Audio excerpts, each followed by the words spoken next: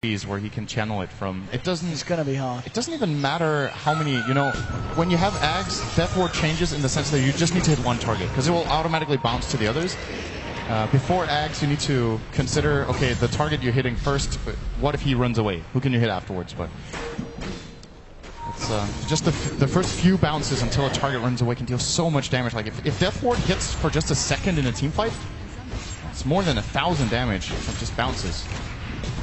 Now Silent's farming so well, and with this tower gold as well, it's going to be very, very hard for MVP to kind of catch up to him. They need to find some good fights. I mean, we did see the KPPL. Yeah, he's okay. So he's got the finished diffusal blade now. So this is a big item. Yeah, he's in a much better position when they do start to find themselves in the engagements. This is the item that allows PL to kill Anti-Mage. When Anti-Mage blinks in aggressively, if you catch him off guard with your Purge and then just run in with multiple illusions and drain all his mana, he's in trouble. And in this game, Silent does not have a magic wand or any sort of way of regaining mana during the fight. So if they catch him off guard, that could be really strong. Of course, they do have 2 arcane boots. In the heat of the moment, it's pretty difficult to call for something like that and get them used to blink out. Your timing window is also very small if you've got like 8 illusions hitting you. So, I mean, you just look at Silent now, level 18. He's got the Manta style complete. And this is in comparison to a level 14 PL. I mean, the difference is just paramount between these two. And Silent doing so much for the team. Well, the team as a whole, Empire, they had a really rough early game, but as soon as we came into these mid-game fights, every time on top. Oh, the snowball's coming in. Bounty's all alone. That's a gem. That's a gem. Oh my goodness, it couldn't have been any better for Empire. They get all the good ones as well. March coming in with the charges. Did you really want to try and fight this? He's got KP here with the diffusal blade. The tombstone has been dropped. They will find the Bane here. Can MVP find anything more? Kira there with the Yules cancelling a low dance's TP. They should be able to fight this test with the Laguna blade to the face. They'll finish him off as well. Double kill for KP. So they lose Febby on the bounty, but they find 2 in trade. And they also lost their gem. Silent picked it up and got out of there. So I still want to call that a net win for Empire. It was also just 2 supports they lost, so yeah, that's good enough for them for now. Silent will continue to farm really fast. He's got his hands on a double damage rune, doesn't hurt.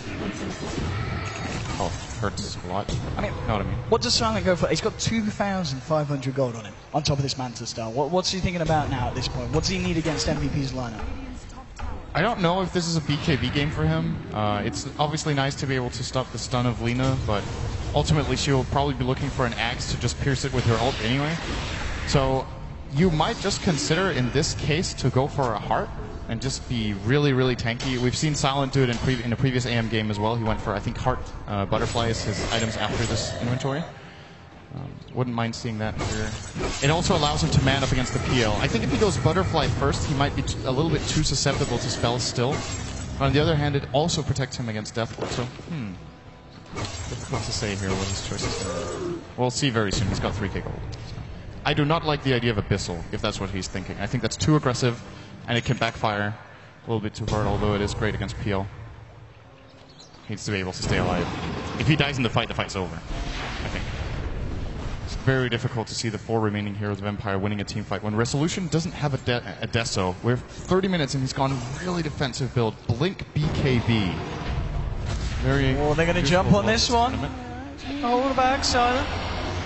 Now with the charge from March, MVP actually being the ones that want to try and take this fight. Yoka getting Laguna Blade down. The mana void's big though. Q is going to fall. He's going to go down, but they've already lost 2 on the side of Empire. Can MVP find anything more here? March out of mana. Nurse trying to move himself in with the casket. There's your Death Ward onto Silent. Silent trying to blink away, but the bounce is there, holding him in place. Silent and Lower Dodge trying to get themselves out. KP's going to chase this here. Has got diffusal blade charges left, so should be able to find more. March with the charge here onto the Resolution TA.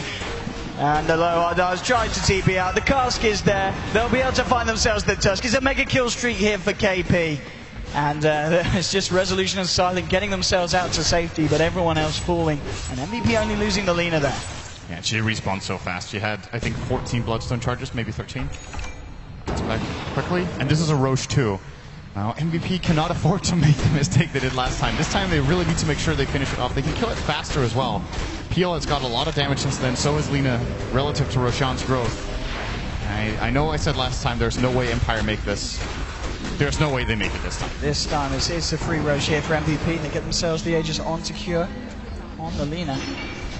20 24-18, 29 minutes in. I imagine the difference in net worth, yeah, still bang around 0. This is a very, very close game that could still go either way. It's going to be pretty much a question of whether Silent on his anti-mage can carry harder than KP on his PL. We might reach a situation when Empire will be unable to win team fights in the late game. I think it's going to be pretty difficult for them to fight with, even though they have AM and TA.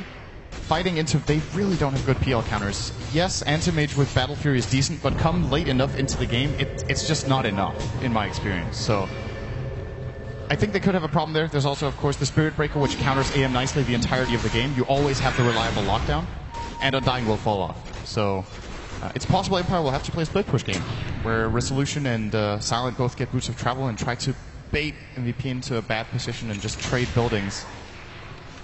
This game, yeah, could certainly excel to a point where we're going to have some very kind of edge on the seat between the two sides with the pushes coming out. And, as we just saw there, Nuts now on the Witch Doctor has finished off his Aghanim's. Isn't going to be as quick as the other days. He did have a little bit of a slower later mid-game after we saw him get a good start to the build. And of course, worth noting, of course, Bounty Hunter with the Guardian Greaves now coming to 1500 gold on top of it as well. And they're going to look for a smoke here, MVP. March leading the way with a charge straight onto Yoku. They realised that the Undying is this year, as long as they can stop him from getting anything out. But the Nightmare Dodge there coming out. He actually duped on the damage as well. He's alive, he's in the snowball. The Deathwall doing so much though with the Aghanim's. Look at the bounces go. They're looking for Silent, the light strike onto Silent. He can't blink out. Can they kill him? There's going to be the Yaws as well holding in place. Can he get himself out? No! Double kill for KP. Empire losing 3 heroes off the back of that fight. No buyback on Silent. He bought Eagle Song. They're going to lose Rex here. Oh, this is terrible for Empire. 70 seconds without the anti-mage. Up to the high ground. MVP go. Can they do it here? The team that were able to take down Newbie in the first round, moving forward to taking down Empire in a potentially a 2-0, unless Empire could do anything spectacular here. 60 seconds still without the anti-mage. The pushing power is pretty strong here from MVP. They'll at least be able to take a set of Rex here in the mid lane. And Empire just unable to do anything at the moment without that anti-mage. Not even wanting to move forward or jump in at this point. It's a little bit too risky. They 3-0'd that fight with a Laguna Blade on a creep instead of the Undying. I think it was. Or maybe he got Glimmer Cape off. That's possible as well, because there's no Ags yet, right? No. So it could have been that. It just looked like the Laguna did no damage, and they still took him 3-0 there.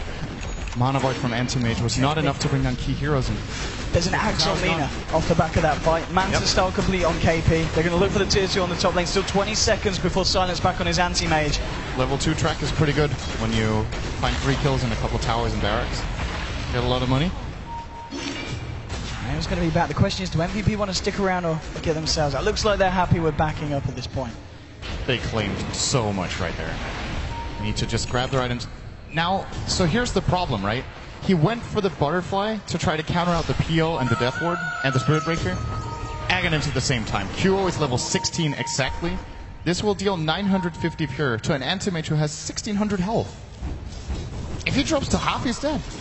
And there's no defensive mechanism apart from, you know, really, really timing dependent ones in the Snowball and a defensive Nightmare, which is very difficult to pull off. This does not bode well for Team Empire. MVP still hanging around here, ready to move in with this creep wave. See what they can do. Febby just getting the tracks in. QM March ready to lead forward here.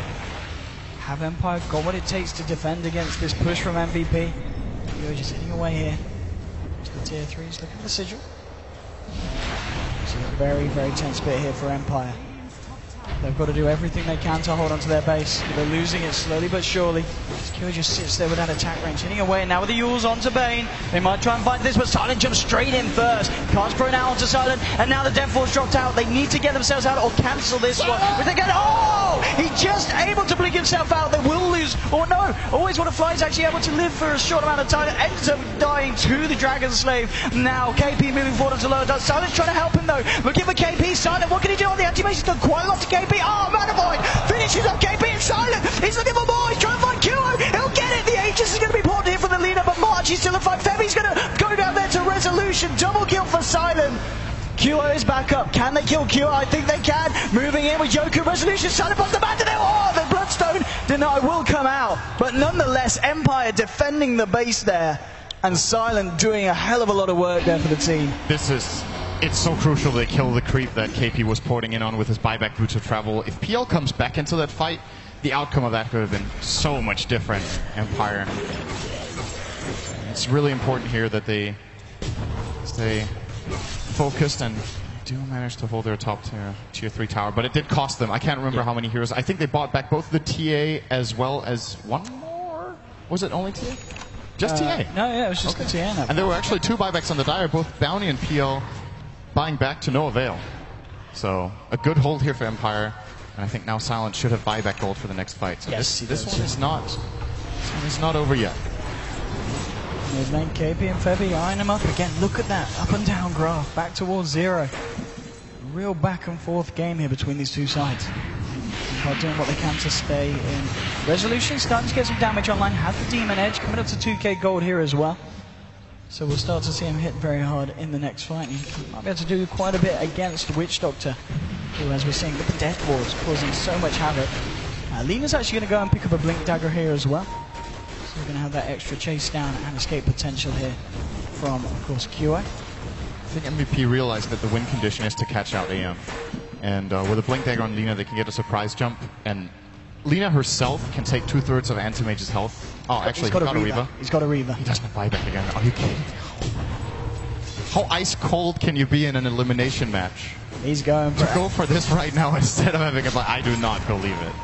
I think this is absolutely the Resolution. He's got the blink just in time. I mean, March, is he going to continue for this one with Febby? No. Tier 2 still standing. A little bit too risky for him to dive that deep. But nonetheless, just forcing the TA back out of the jungle. Still, I mean, this going to be tough. Now picking up the solo crest. Okay, so I'm probably going to have that ready for the next engagement when it does kick off. And Silent's still very much at the top of the net worth. 23,000 here on him. So he's still got a lot to do. There's 36 minutes in MVP. They've found a set of racks and they're looking for more.